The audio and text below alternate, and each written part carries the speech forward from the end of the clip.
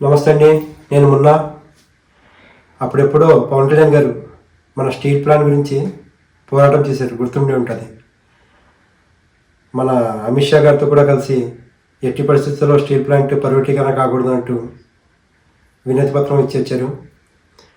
ఈరోజు మన central government నుంచి 11,440 కోట్లు ప్యాకేజీ తీసుకొచ్చేయగలిగారు.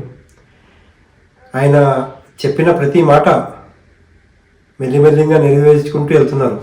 ఆయన ఏమేమి చెప్పారో ప్రతిదీ కూడా ఎట్టి పరిస్థితుల్లో చేస్తారు.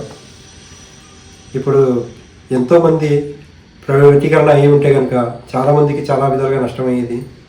కానీ ఆయన చాలా ఫైట్ చేసి ఈరోజు సాధించగలిగారు. అది కూడా గాజువాకలో ఆ టైంలో ఒక్క సీట్ కూడా గెలిపించలేకపోయారు ఆ రోజు. అయినా ఆయన స్టీల్ ప్లాంట్ గురించి పోరాడిన అతను చాలా గొప్ప మనిషి. స్పెషల్లీ ఇప్పుడు చంద్రబాబు నాయుడు గారు పవన్ కళ్యాణ్ గారు కలిసి చేశారు కదా అనుకుంటారు.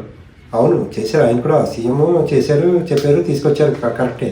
కానీ ఈయనకి 21 వచ్చిన ఇంత ఏమని అనుకుంటారేమో. కానీ ఈ 3 పార్టీలు కలవడానికి ప్రధానమైన రీజన్ మాత్రం పవన్ కళ్యాణ్ గారు. ఎవరైనా అందరికీ తెలిసిన మాట ఇది.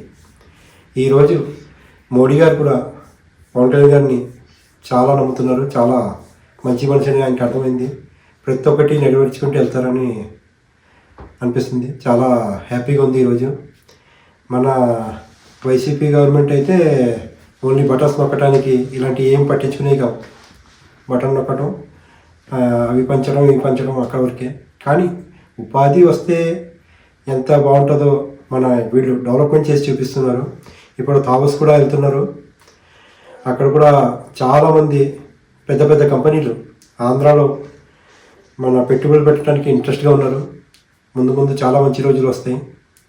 చాలా ఆంధ్రప్రదేశ్ నెంబర్ 1 రాష్ట్రంగా తీర్చిదిద్దుతారు. ఇప్పుడు తావస్ వెళ్ళాక అప్పుడు చూసారా మీరు? తావస్ మన ఎవరు కోడిగుడ్డు, ఇంకా కోడి గుడ్డు పెట్టింది, అది ఇది ఏమేమో డైలాగులు. అలా కాదు, పని చేసుకుంటూ వెళ్ళాలి. అవన్నీ ఏమేమి మాటలు అదంతా వేస్ట్ అండి.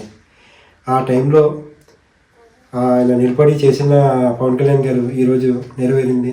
చాలా హ్యాపీగా ఉంది. ఇలాంటి పనులు చాలా చేయాలని మనస్ఫూర్తిగా ఆయన అభినందిస్తున్నాం. పిఠాపురంలో కూడా చాలా డెవలప్ చేశారు ఆయన. పిఠాపురంలో చాలామంది ఏమన్నారు, వంగగీత గారు ఏమన్నారు, ఆయన ఎక్కడ షూటింగ్లోకి వెళ్ళిపోతారు, అక్కడికి వెళ్ళిపోతారు, ఇక్కడ ఉంటారా, హైదరాబాద్ వెళ్ళిపోతారు, మాటిగా అన్నారు. కానీ ఆయన గెలిచాక ఎంత పని చేయాలో అంత పని చేస్తున్నారు. చాలా గ్రేట్ పర్సన్. ఇది ఒకటి గుర్తుంచుకోండి. ఇంకా ముందు ముందు చాలా మంచి రోజులు వచ్చి ఉన్నాయి. ఇది అందరూ సపోర్ట్ చేయండి, లైక్ చేయండి, సబ్స్క్రైబ్ చేయండి. Thank you. ఇది చెప్దామని చేశాను సార్. Thank you.